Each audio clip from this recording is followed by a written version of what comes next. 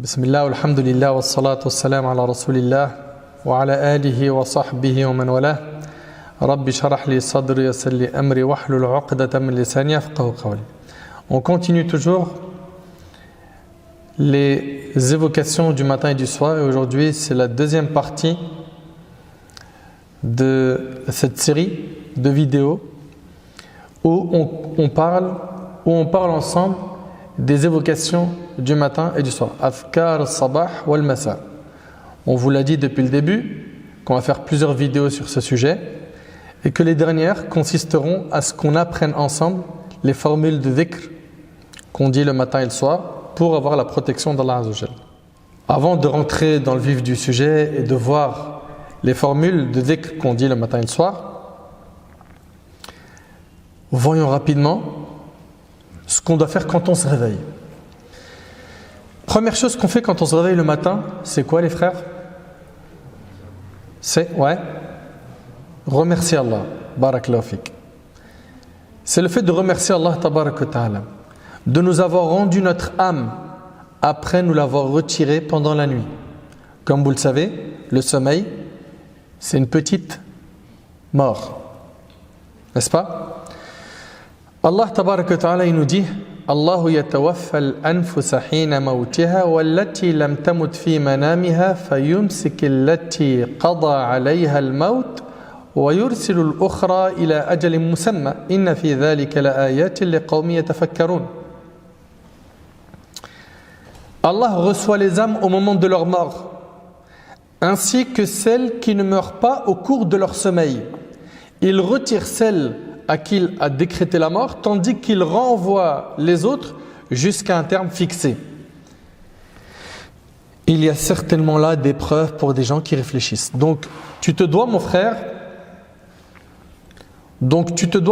ainsi que toi, ma sœur, de te souvenir que rien que le fait de pouvoir te réveiller le matin, c'est un immense bienfait d'Allah Azza wa Jal.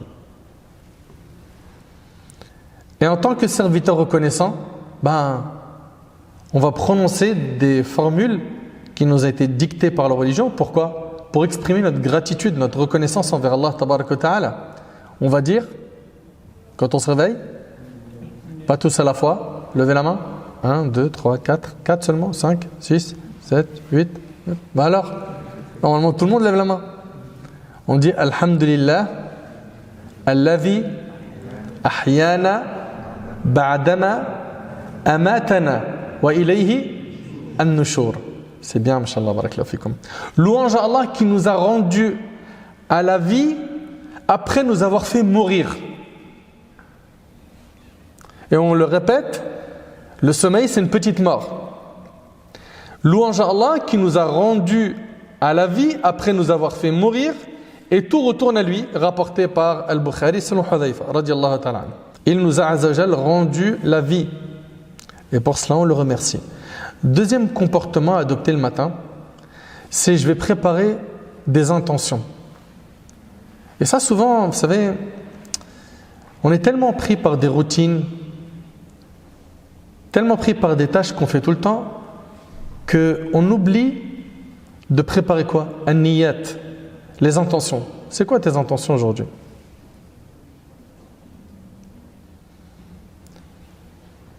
On se concentre beaucoup sur quoi? Sur l'argent, le travail. Mais prépare des bonnes intentions tôt le matin. Je vais sortir, ma niya, mon intention c'est de travailler. Pourquoi? Pour mettre ma famille à l'abri du besoin. Pour faire rentrer la joie dans leur cœur. Prépare des bonnes intentions. D'accord? Je vais aller étudier. Pourquoi? Parce qu'en décrochant un bon diplôme, je vais pouvoir quoi? Assumer mon foyer, pouvoir même soulager mes parents qui sont dans le besoin, les aider, les soutenir, etc. Mon frère, ma soeur, pose-toi la question suivante. Qu'est-ce que je vais pouvoir faire aujourd'hui pour satisfaire Allah subhanahu wa ta'ala? Et là, tu vas trouver des dizaines, voire des centaines de bonnes actions, toutes simples à faire dans la journée, qui te feront gagner la satisfaction d'Allah Azza wa Jal. Donc, à chacun d'entre nous, de placer cette bonne intention dès le matin, de faire le bien. Ok? C'est très important. Et vous savez, nous en tant que musulmans, notre principal souci, écoutez-le s'il vous plaît, nous en tant que musulmans, notre principal souci, c'est pas cette vie. Cette vie, c'est vrai, il y a des choses qui font kiffer, il faut dire la vérité. Mais c'est vrai, tu regardes les destinations qui ont été parcourues par tes potes, qui sont partis dans des super belles îles, okay, le sable doux, ils étaient là en train de siroter des cocktails. C'est vrai, ça fait kiffer, il faut dire la vérité. Mais jamais, pour le musulman, cette vie devient l'objectif. Non. Jamais pour le musulman, cette vie devient l'objectif. L'objectif, c'est l'akhira, l'au-delà, qui est éternel. Dans le hadith de Zayd ibn Thabit, radiyallahu ta'ala anhu, le prophète sallallahu alayhi wa sallam a dit, celui dont ce bas monde est son principal souci. Son principal souci, c'est ici. Il pense qu'il y a une seule chose, les sous. Du matin au soir, il te parle de sous, de fric, de projets, d'achat, d'épargner, de faire du pognon. Oh, faut que tu investisses ici, investis là. Oh, t'as vu la crypto en ce moment, oh, t'as vu le bitcoin, oh, c'est un truc de malade. Mets ton argent là. Eh frère, j'ai mis 200 €, regarde aujourd'hui combien c'est devenu. Parle que d'argent. Ne comprenez pas que je suis en train de dire que c'est interdit d'investir, de faire de l'argent. Mais t'imagines quand c'est l'unique souci que t'as. Mais qu'est-ce que c'est triste. Wallah, c'est triste. Le prophète sallallahu alayhi wa sallam, il dit, celui dont ce bas monde est son principal souci, Allah mettra la pauvreté entre ses yeux. Ça veut dire quoi ça? Ça veut dire quoi? Ça veut dire que quoi qu'il gagne, quoi qu'il amasse comme argent, il ne sera jamais satisfait. Tu prends quelqu'un qui est très très très riche, loin d'Allah. J'ai bien dit très très riche, loin d'Allah. C'est quoi son souci? C'est de gagner plus, de sécuriser l'existant. Il pense qu'à ça. Celui dont ce bas monde est son principal souci, Allah mettra la pauvreté entre ses yeux et il n'aura de ce bas monde que ce qu'Allah lui a déjà décidé. Vous suivez? Maintenant, regardez de l'autre côté.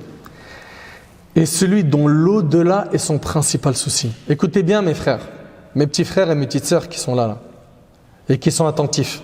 Celui dont l'au-delà est son principal souci, Allah mettra la richesse dans son cœur. C'est-à-dire quoi? Il sera satisfait de ce qu'Allah lui a donné. Il sera bien dans sa peau. Et l'ici-bas viendra à lui malgré lui, rapporté par Ibn Majah. C'est-à-dire quoi? Tu feras aucun effort pour avoir la dunya. C'est elle qui va te courir après. Tu as tellement craint Allah, tu as tellement été droit dans tes bottes, tu t'es tellement préservé du haram, le mariage il est venu facilement. Alors que d'autres, ils ont galéré pour l'avoir. Tu voulais un emploi, tu l'as eu facilement, alhamdulillah. Ton diplôme à l'école, Allah t'a facilité. Pourquoi? Ton souci, c'était l'au-delà. Je ne sais pas si vous comprenez. Donc en fait, si tu as comme souci principal l'au-delà, Allah subhanahu wa ta'ala, il t'accordera l'au-delà bi'idhnillah et ce bas monde, tu l'auras sans effort. Mais si ton principal souci, c'est ce bas monde, non seulement tu vas galérer à fond, tu ne seras pas satisfait et tu risques d'être privé de l'au-delà. Donc quand tu te réveilles, pose-toi la question, c'est quoi ton principal souci? Concentrons-nous sur l'au-delà. Faisons le maximum pour remplir nos bagages de hasanat. Comme ça, le jour du jugement, quand Allah tabarak wa ta'ala, il va peser nos actions, Allah malak alhamd, il y aura beaucoup de bonnes actions pour nous. Et après, c'est plusieurs degrés au paradis. Il y a des gens, quand tu parles avec eux, tu n'arrives pas à comprendre. Dis, ouais, moi, frère, juste je rentre au paradis. N'importe où, juste je rentre. Pourquoi? Sur terre, tu es ambitieux, tu fais mal à la tête. À chaque fois que tu nous parles, tu nous rends chèvre. Ouais, non, moi ici sur terre, moi je meurs pas tant que j'ai pas une Lamborghini, tant que j'ai pas acheté une Ferrari, tant que j'ai pas une grosse villa comme un tel avec une piscine, avec un écran. Pourquoi tu as ces ambitions ici et tu en as très peu pour l'au-delà? Le prophète Assami nous a enseigné, quand on demande le paradis, on demande quoi? Al-Firdaus al-A'la. Al-Firdaus. Ça, c'est le top pour nous au paradis. Donc, soyez optimistes. Et aussi, faites le nécessaire, barakallahu fikum, pour essayer de faire des aumônes autant que vous pouvez dès qu'une occasion se présente. As-sadaqat, les aumônes.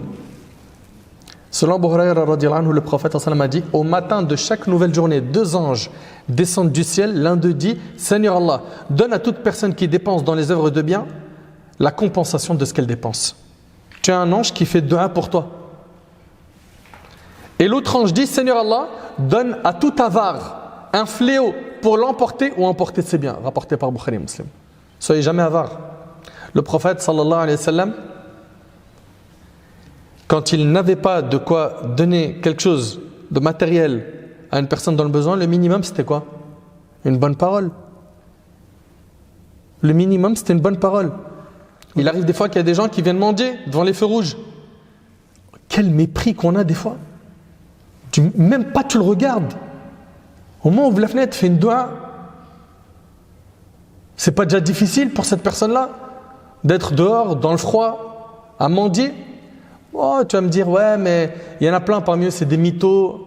Toi, tu ne peux pas le savoir, tu ne peux pas le scanner. Mais si tu ne peux pas donner ou tu ne veux pas donner, au moins une belle parole. Fais-lui une doua. Qu'Allah te facilite, bon courage. Des fois, ils parlent arabe, ces gens-là. C'est vrai, c'est pas vrai? Fais-lui une doua. Parmi les choses également qu'il faut faire tôt le matin, c'est d'avoir une ferme décision de nous éloigner des péchés, des désobéissances. Selon Abu Sa'id al-Khudri radhiyallahu anhu, le prophète sallallahu alayhi wa sallam a dit: toutes les fois que le fils d'Adam se lève le matin, tous ses organes blâment sa langue de façon humiliante. Ils lui disent: crains Allah dans ton comportement à notre égard, car nous dépendons tous de toi. Si tu es sur le droit chemin, nous le sommes aussi. Et si tu prends la route tortueuse, nous la prenons avec toi, rapporté par Tirmidhi. T'imagines? Tous tes organes, ils blâment ta langue d'une façon humiliante. Et on est bien d'accord qu'avec la langue, on commet trop de dégâts. Insultes, médisances, calomnies, aussi le fait de colporter. Je vais rapporter les dires des uns sur l'autre dans l'intention de corrompre leur relation. Ah, tu sais pas ce qu'il a dit sur toi. Préservons un peu nos langues. Et selon Anas radhiyallahu ta'ala anhu, le prophète sallallahu alayhi wa sallam a dit: la foi du serviteur ne sera bonne que lorsque son cœur sera sur le droit chemin. Méditez bien. La foi du serviteur ne sera bonne que lorsque son cœur sera sur le droit chemin. Et son cœur ne sera sur le droit chemin que lorsque sa langue sera sur le droit chemin. Vous entendez? Et le hadith il est rapporté par l'imam Ahmed. Et dans la fin du hadith: il n'entrera pas au paradis un homme dont son voisin n'est pas à l'abri de son mal. Nous sommes tous des fils d'Adam, n'est-ce pas? Et tous les fils d'Adam, par définition, sont des pécheurs. Il n'y en a pas un parmi nous qui ne fait pas de péché. On fait tous des péchés. Après, c'est à des degrés différents. Et d'après Anas radhiyallahu anhu, le prophète a dit: tous les fils d'Adam sont fautifs, sont des pécheurs, et les meilleurs d'entre eux sont ceux qui se repentent. Les meilleurs des pécheurs, c'est ceux qui se repentent. Je suis tombé, j'ai trébuché, j'ai glissé. Je sais que c'est hyper grave ce que j'ai fait. Je ne reste pas dans le trou, je me relève. Et je vais de l'avant. Je demande pardon à Allah tabaraka wa ta'ala. Et je combats mon âme pour ne pas tomber une deuxième fois dans ce péché ou dans un autre.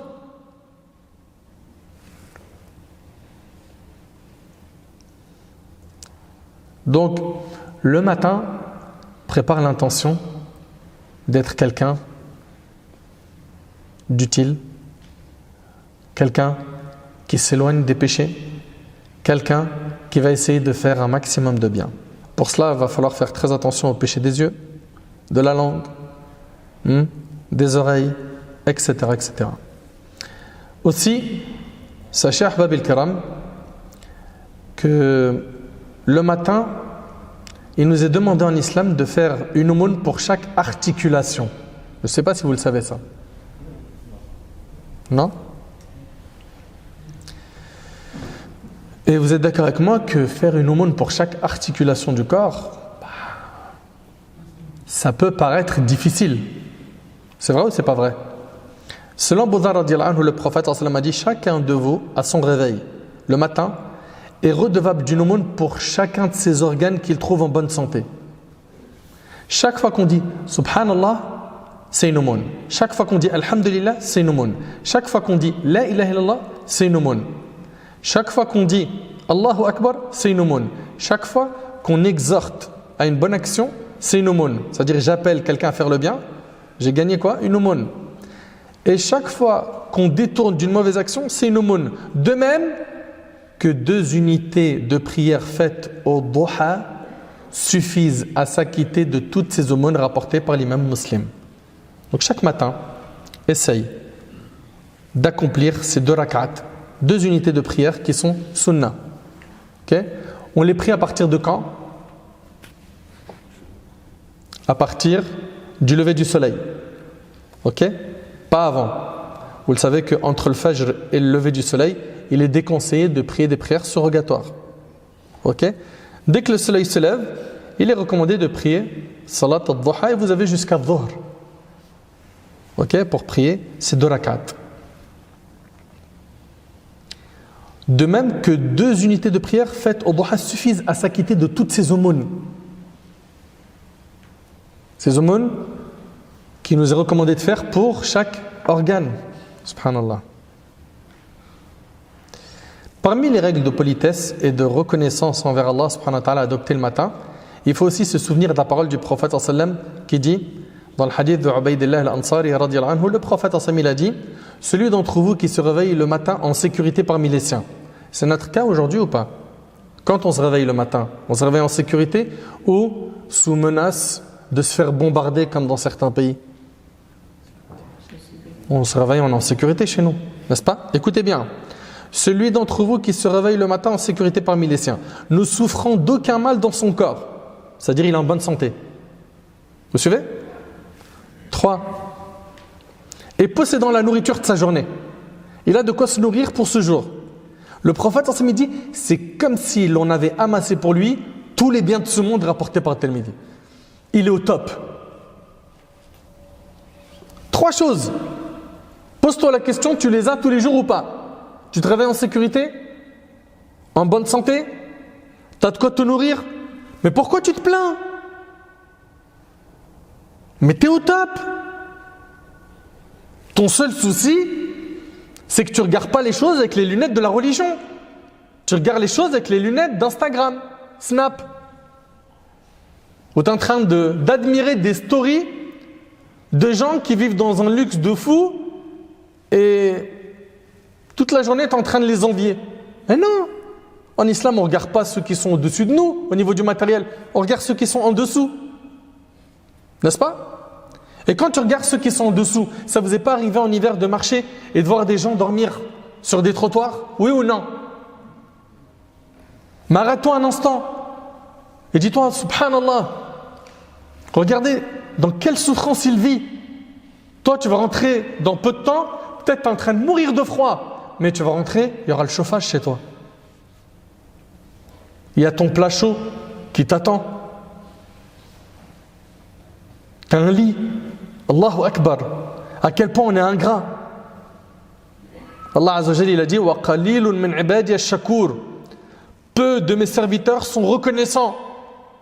Qu'est-ce que c'est triste. On n'est pas assez reconnaissant vers Allah. Et vous savez, si on fait preuve de reconnaissance, qu'est-ce qu'on gagne? Allah il nous rajoute de ses bienfaits. La in shakartum la azidannakum. Si vous me remerciez, je vous rajouterai davantage, nous dit Allah Azza wa Jalla. Toute personne qui se réveille le matin en sécurité, en bonne santé, elle a de quoi se nourrir, qu'elle soit reconnaissante.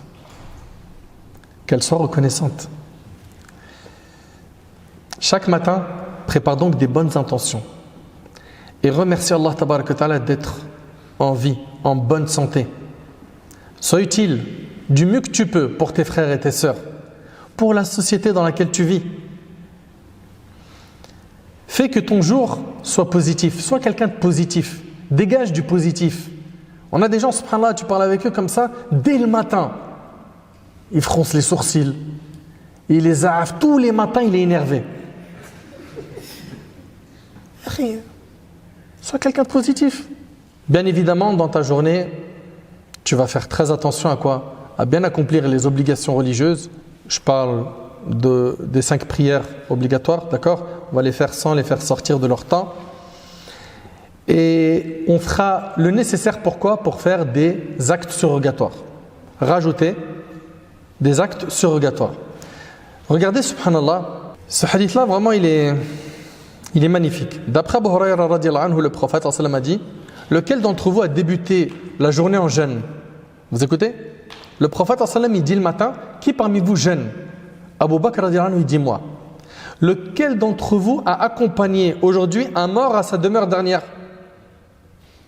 Abu Bakr, il dit: moi. Lequel d'entre vous a nourri un nécessité aujourd'hui?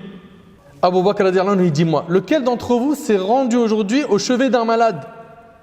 Qui aujourd'hui a visité un malade? Abu Bakr, il dit: moi. Allahu Akbar. Et le prophète sallallahu alayhi wa sallam dit: celui qui accomplit tous ces actes entre au paradis, rapporté par l'imam Muslim. Subhanallah. Également, parmi les choses dont il faut tenir compte dès ton réveil, c'est de prendre conscience qu'il s'agit peut-être du dernier jour que tu vas vivre.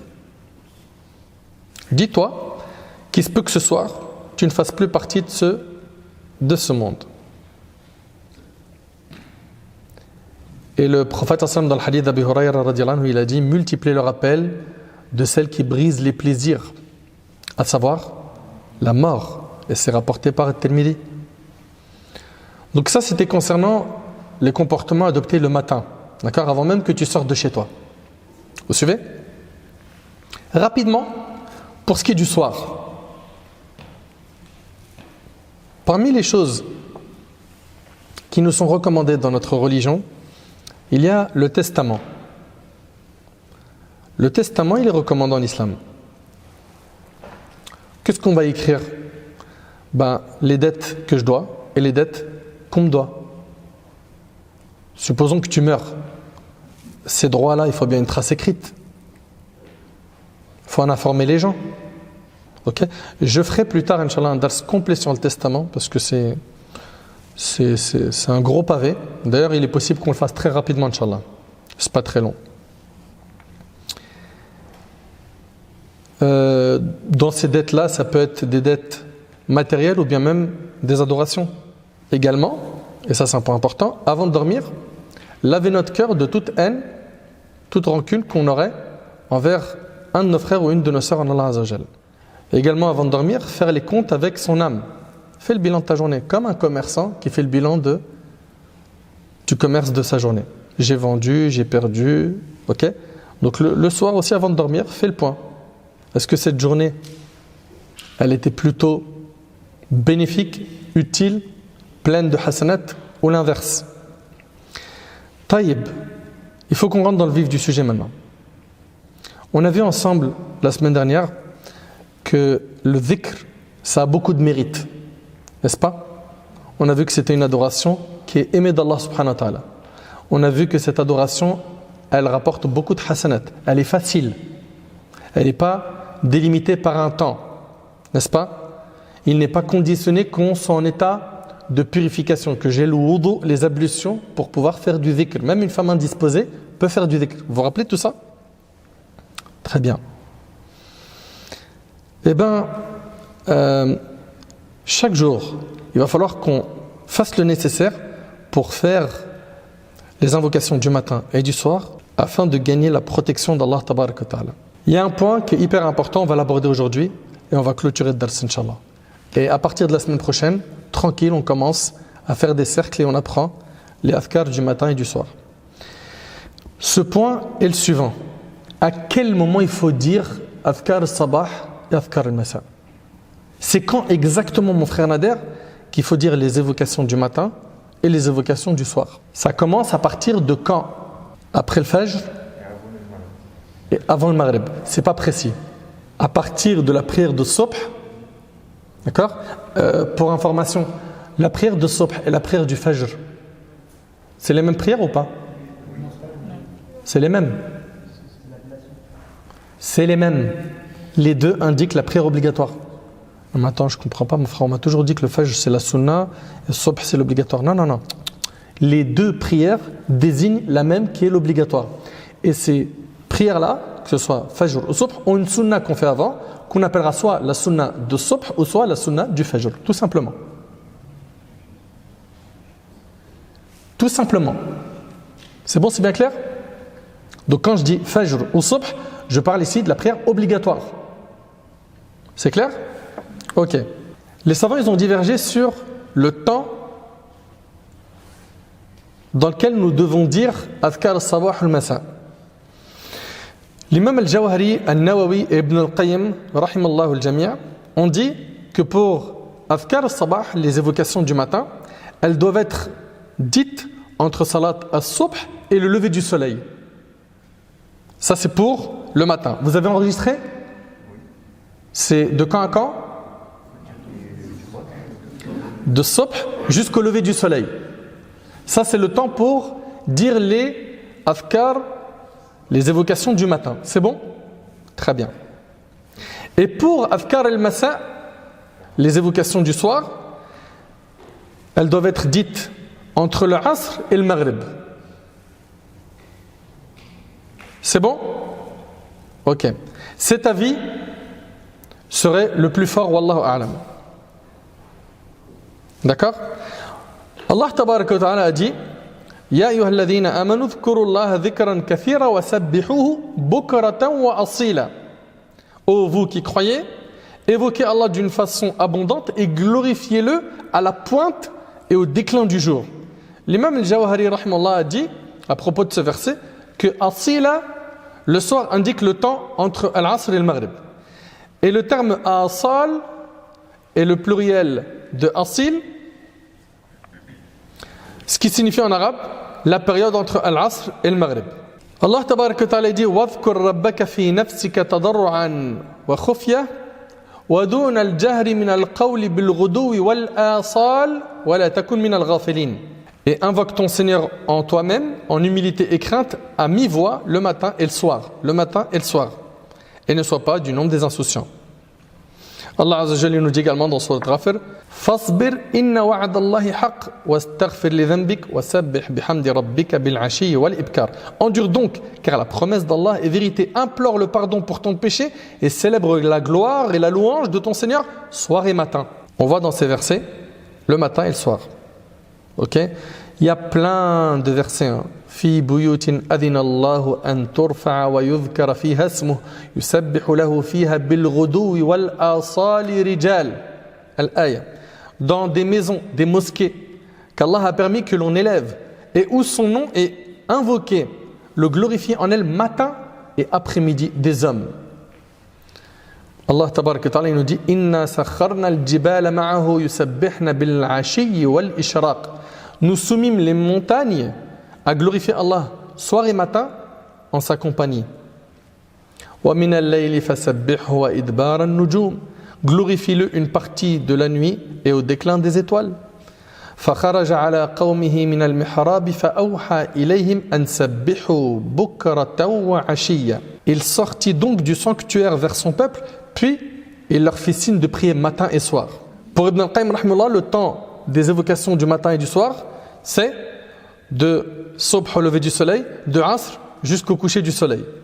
Il s'appuie sur la parole d'Allah Azza wa Jal وَسَبِّحْ بِحَمْدِ رَبِّكَ قَبْلَ طُلُوعِ الشَّمْسِ وَقَبْلَ غُرُوبِهَا. Et célèbre sa louange avant le lever du soleil et avant son coucher.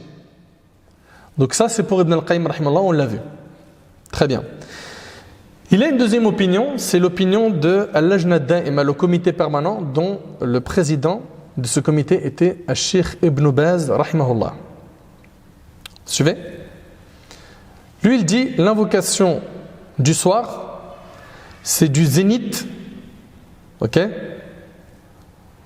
de zawal, quand le soleil est au plus haut, jusqu'au coucher du soleil, y compris la première partie de la nuit.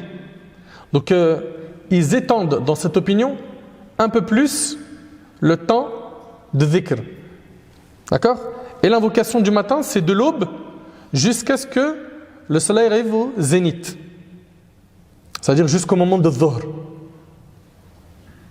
Vous suivez? Ces savants se fondent sur les preuves citées précédemment ainsi que l'argument suivant.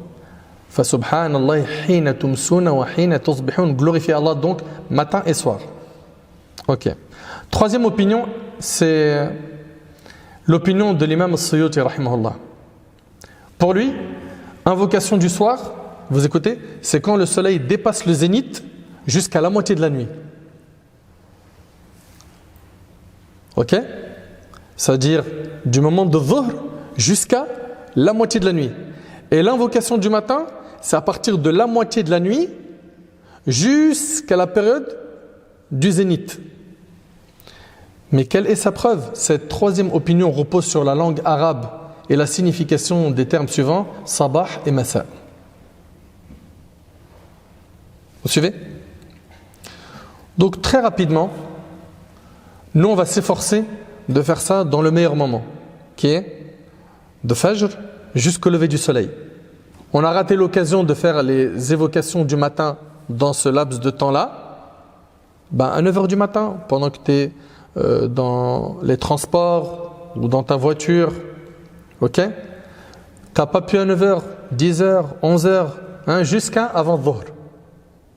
D'accord? Donc on voit qu'il y a un temps qui est assez souple. L'idéal, je le dis, je le répète, c'est de Fajr au lever du soleil. Pour ce qui est des évocations du soir, c'est de Asr jusqu'à Maghrib. J'ai pas pu, ça s'étend jusqu'au premier tiers de la nuit, comme c'est l'opinion de l'Ajna Da'ima. Ok? Un point hyper important, et c'est avec ça que je termine, n'adoptez pas la politique de tout ou rien. C'est soit je dis tous les adhkar, une vingtaine, soit si je ne suis pas capable de faire les 20 et quelques qui sont dans mon application ou dans la citadelle du musulman, je dis rien. Non. Non. Ne serait-ce qu'en faire 4 ou 5 le matin, 4 ou 5 le soir, et que ce soit constant, c'est très très bien. C'est très très très bien. D'accord? Le plus important, je le dis et je le répète, c'est quoi? L'assiduité. L'assiduité. J'implore Allah Azza wa Jalla de nous faciliter de les apprendre et de ne plus jamais les lâcher, car nous en avons besoin. Nous avons besoin de la protection d'Allah Tabarak wa Ta'ala, de la baraka. Tout cela s'obtient par le dhikr. Fabarakallahu fikum. À partir de la semaine prochaine, on se met en condition, on essaye d'apprendre, Inch'Allah, ensemble. Sallallahu subhanahu wa ta'ala, yanfa'ani bima qultu, yanfa'akum bima sami'tum. Hada wallahu a'lam. Subhanaka Allahumma bihamdik. Ashhadu an la ilaha illa ant, astaghfiruka wa atubu ilayk.